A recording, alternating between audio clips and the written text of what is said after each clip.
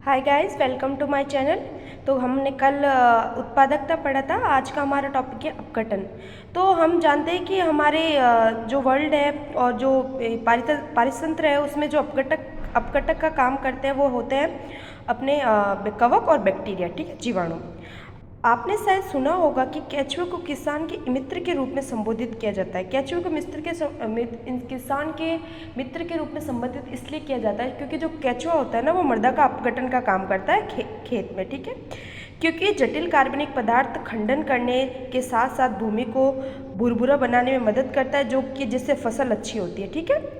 उसी प्रकार अपघटक जटिल कार्बनिक सामग्री को अकार्बनिक तत्वों जैसे कार्बन डाइऑक्साइड, जल एवं पोषकों में खंडित करने में सहायता करते हैं और इस प्रक्रिया को अपघटन कहते हैं। मतलब क्या होता है, जटिल पदार्थों को सरल कार्बनिक पदार्थों में बदलते हैं और कार्बनिक सामग्री को अकार्बनिक सामग्री जैसे CO2, जल, पोषकों में खंडित करते हैं, ठीक है, ताकि जो पेड़ पौधे वो उसे इजीली वापस अब्जॉर्ब कर सके। पादपों के मृत अवशेष जैसे पत्तियां, छाल, फूल तथा प्राणियों के मृत अवशेष मलादि सहित अपरत बनाते हैं, जो कि अपघटन के लिए कच्चे पदार्थ का काम करते हैं, ठीक है। अपघटन की प्रक्रिया के महत्वपूर्ण चरण, ये बहुत इंपॉर्टेंट है। अपघटन की प्रक्रिया के महत्वपूर्ण चरण पूछे जाते हैं नीट में, ठीक है। आपको याद रखना है खंडन, निक्षालन, अपचयन, ह्यूमरस और खनिजीभवन, ठीक है। उसके बाद में आपको ये चक्र का कुछ इतना ज़्यादा नहीं है वेटेज।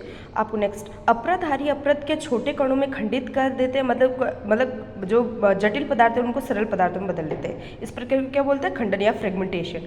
निक्षालन प्रक्रिया के अंतर्गत जल विलेय अकार्बनिक सपोषक वृद्धि मृदा संस्करण में प्रवेश कर जाते हैं। निक्षालन मतलब क्या होता है, जब बारिश होती है ना, तो जो मिट्टी में जो जटिल पदार्थों का जो सरल पदार्थ बने हुए हैं ना, वो बह के आ जाते हैं, ठीक है। उसे निक्षालन की प्रक्रिया बोलते हैं, मतलब लीचिंग कहते हैं। और अनुपलब्ध लवण के रूप में अवक्षेपित हो जाते हैं, मतलब लीचिंग और बरसात के साथ बह के आए एक जगह पर जाकर इकट्ठे हो जाते हैं, अवक्षेपित हो जाते हैं। बैक्टीरियल और कवकीय, मतलब जो कवक होते हैं और जीवाणु होते हैं, वो क्या किसका काम करते हैं, अपघटक का काम करते हैं। एंजाइम अपरदों को सरल अकार्बनिक तत्वों में तोड़ देते हैं, इस प्रक्रिया को अपचय कहते हैं, ठीक है। यह समझना महत्वपूर्ण है कि उपयुक्त अपघटन की समस्त प्रक्रिया अपरत पर समांतर रूप से चलती रहती है। मतलब क्या होता है, खंडन हो रहा है, निक्षालन हो रहा है, ये साथ समांतर प्रक्रिया है, मतलब दोनों साथ साथ चलती रहती है। उसके बाद में ये बहुत इंपॉर्टेंट पैराग्राफ है ह्यूमिफिकेशन के बारे में। ह्यूमिफिकेशन और मिनरलाइजेशन की प्रक्रिया अपघटन के दौरान मृदा में संपन्न होती है। ये क्या होता है कि नीट में कभी कभी ये लाइनें फ्रेम हो जाती है, अपन को पता भी नहीं चलता, मतलब हम इसको इम्पोर्टेंट नहीं समझ के छोड़ देते हैं। तो हमको पता होना चाहिए कि ह्यूमिफिकेशन और मिनरलाइजेशन की प्रक्रिया मृदा में संपन्न होती है, मतलब अपघटन के दौरान ही संपन्न होती है। उसके बाद में ह्यूमिफिकेशन के द्वारा एक गहरे रंग के क्रिस्टल रहित तत्व का निर्माण होता है, जिसे ह्यूमस कहते हैं, ठीक है। ये आपको पता होना चाहिए कि ह्यूमस की क्या क्या विशेषता होता है। गहरे रंग का क्रिस्टल रहित तत्व है जो कि सूक्ष्म जैविक प्रक्रिया के लिए उच्च प्रतिरोधी है। उच्च प्रतिरोधी भी होता है। आपको ये बोलेंगे ह्यूमस की क्या क्या विशेषता है, आपको बोलेंगे गहरे रंग के क्रिस्टल रहित, इसकी जगह आपको हल्के कर देंगे, उच्च प्रतिरोधी की जगह निम्न प्रतिरोधी करेंगे, इसका अपघटन बहुत धीमी गति से होता है, इसकी जगह तेज गति से कर देंगे। आपको पता होनी चाहिए कि क्या क्या है, ठीक है। स्वभाव में कॉलेडल होने के कारण ये पोषकों के भंडार का काम करता है। ह्यूमस पुनः कुछ सूक्ष्म जीवों द्वारा खंडित होता है, जो खनिजीकरण नामक प्रक्रिया द्वारा अकार्बनिक पोषक उत्पन्न होते हैं और उन्हें मुक्त करता है। उसके बाद में आपको ये पता होना चाहिए, बहुत इंपॉर्टेंट पैराग्राफ है, यहाँ से ह्यूमिफिकेशन से लेके यहाँ तक आपको पूरा ये बहुत अच्छे से, सबसे पहले गहरे रंग का क्रिस्टल, उच्च प्रतिरोधी, धीमी प्रक्रिया, और जो ये कॉलेडल होने के कारण पोषक के भंडार के रूप में कार्य करता है, ये आपको पता होना चाहिए, ठीक है। उसके बाद में अपघटन की प्रक्रिया जिसमें ऑक्सीजन की आवश्यकता होती है। अपघटन की दर जलवायु घटकों तथा अपरत के रासायनिक संगठन द्वारा निर्धारित होती है। एक विशिष्ट जलवायु परिस्थिति में यदि अपरत काइटिन तथा लिग्निन से भरपूर होता है, ये आपको पता होना चाहिए कि अपरत किससे भरपूर होता है, काइटिन और लिग्निन से, तथा अपघटन दर धीमी होती है। ये क्या बोल रहा है, और यदि नाइट्रोजन तथा जलवायु तत्वों से चीनी आदि से भरपूर है तो तेज होती है। मतलब क्या होता है, काइटिन और लिग्निन क्या हार्ड पदार्थ है, तो जब कवक और जीवाणु उसका अपघटन करेंगे तो ज़्यादा टाइम लगेगा, इसलिए ये बोल रहे हैं कि काइटिन और, ये भी लाइन बहुत इंपॉर्टेंट है, काइटिन और लिग्निन से भरपूर प्रक्रिया धीमी होती है। ये आपको अपोजिट करके देते हैं, मतलब नाइट्रोजन पदार्थों का धीमा करके दे देते हैं और काइटिन और लिग्निन से भरपूर की मात्रा को तेज करके देते थे। तो आपको पता होना चाहिए यहाँ से ये यहाँ तक बहुत इंपॉर्टेंट, ठीक है, अंडरलाइन कर लेना, नीट में आता है, ठीक है। ताप एवं मृदा की नमी बहुत ही महत्वपूर्ण जलवायु घटक है, जो मृदा के सूक्ष्म जीवों की क्रिया और अपघटन की गति को नियमित करते हैं। गर्म और आर्द्र पर्यावरण में अपघटन की गति तेज होती है, ठीक है। आपको ये भी लाइन इंपॉर्टेंट नीट में आ जाती है, गर्म और आर्द्र पर्यावरण अपघटन की दर धीमी होती है, तेज होती है, तो आपको याद रखना है तेज होती है, ठीक है। जबकि निम्न ताप एवं जल अवायुजनीय अपघटन की गति धीमी होती है। ठीक है, इसका परिणाम स्वरूप कार्बनिक पदार्थों का भंडार जमा हो जाता है, जिससे मतलब निक्षालन हो जाता है उनका। उसके बाद में नेक्स्ट टॉपिक है ऊर्जा प्रवाह। ठीक है, ये बड़ा है तो हम आज थोड़ा कर लेंगे, फिर नेक्स्ट अगली क्लास में करेंगे। ऊर्जा प्रवाह, ठीक है, गहरे समुद्र के जलवायु पारितंत्र को छोड़कर पृथ्वी पर सभी पारिस्थितिकी तंत्र के लिए एकमात्र ऊर्जा स्रोत क्या है? सूर्य है। आपतित सौर विकिरण का 50% से कम भाग प्रकाश संश्लेषण सक्रिय विकिरण में प्रयुक्त होता है, मतलब PIR, फोटोसिंथेसिस एक्टिवेशन रेट, ये कितना होता है? 50% से कम भाग। ठीक है, हम जानते हैं कि पादप एवं प्रकाश संश्लेषण सूक्ष्म जीवाणु सूर्य की विकिरित ऊर्जा को सरल अकार्बनिक पदार्थों से आहार तैयार करते हैं। मतलब क्या होता है कि सूर्य के जो प्लांट्स होते हैं वो फोटोसिंथेसिस की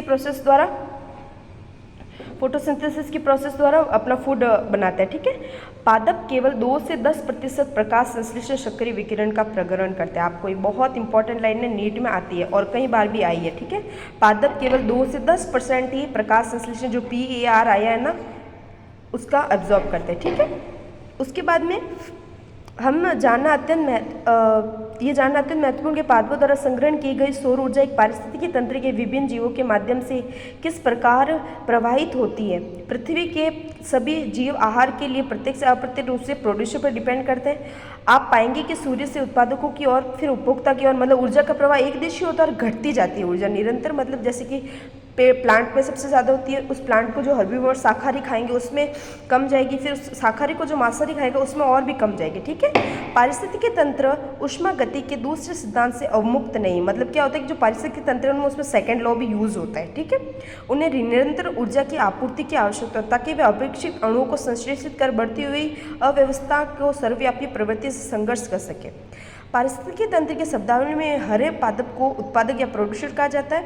स्थलीय पारिस्थितिकी तंत्र में शाखीय और काष्ठीय पादप प्रमुख उत्पादक हैं। इस प्रकार विभिन्न प्रजातियों जैसे पादपलोक, काई और बड़े पादप जलीय पारिस्थितिकी तंत्र के प्राथमिक उत्पादक है। आपको पता होना चाहिए, ये लाइन में इंपॉर्टेंट है, आपको पता होना चाहिए कि जलीय पारितंत्र के प्राथमिक उत्पादक कौन है? पादपलोक, काई और बड़े पादप है। ठीक है, आपने खाद्य श्रृंखला तथा जालों के बारे में पढ़ा है जो प्रकृति में विद्यमान है।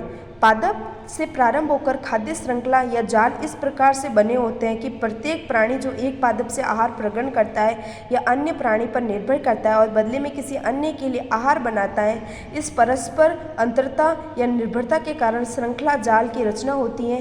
किसी भी जीव द्वारा आबद्ध की गई ऊर्जा सदैव के लिए संचित नहीं रहती है। मतलब क्या होती है? ऊर्जा निरंतर खर्च होती रहती है।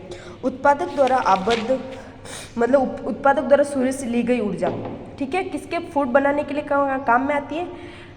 एक जीव मर रहा है तो वो किस श्रृंखला का निर्माण कर रहा है? अपरद खाद्य श्रृंखला। अपरद खाद्य श्रृंखला मतलब जिसमें अपघटन जटिल कार्बनिक पदार्थों को सरल कार्बनिक पदार्थों में चेंज करते हैं। उसके बाद में सभी जीव अपनी आहार आवश्यकता के लिए प्रत्यक्ष से अप्रत्यक्ष रूप से किस पे डिपेंड रहता है? उत्पादकों पर, मतलब उत्पादक पर डिपेंड रहते हैं। अतः उन्हें उपभोक्ता तथा परपोषित भी कहा जाता है, मतलब कंज्यूमर कहा जाता है, जो उत्पादक को यूज़ करते हैं खाने के लिए। और यदि वे उत्पादक पादप से आहार पूर्ति करते हैं तब उन्हें प्राथमिक उपभोक्ता कहा जाता है। और अगर एक पशु दूसरे पशु मतलब जैसे कि प्लांट है, उसको बकरी खा रही है तो वो क्या है? वही बकरी प्राथमिक उपभोक्ता। और उस बकरी को अगर कोई और दूसरा एनिमल खा रहा है, जैसे कि लॉयन ने खाया, तो वो द्वितीयक उपभोक्ता हो गया। ठीक है ना, ये लाइन यही बोल रही है। फिर आगे स्थलीय पारिस्थितिकी तंत्र में कुछ सामान्य शाकाहारी कीट पतंगे, पक्षी तथा स्तनधारी पशु तथा जलीय पारिस्थितिकी तंत्र में जो मॉलस्क होते हैं वो क्या होते हैं? अपन ये उपभोक्ता के बारे में बता रहे हैं। ठीक है, मैंने आपको बता ही दिया। वे उपभोक्ता मतलब जैसे कि अपन अगर प्लांट को खा रहे हैं तो अपन क्या हो गए? शाकाहारी हो गए। और अपन को अगर कोई लॉयन खा रहा है तो वो क्या हो गया? मांसाहारी हो गया।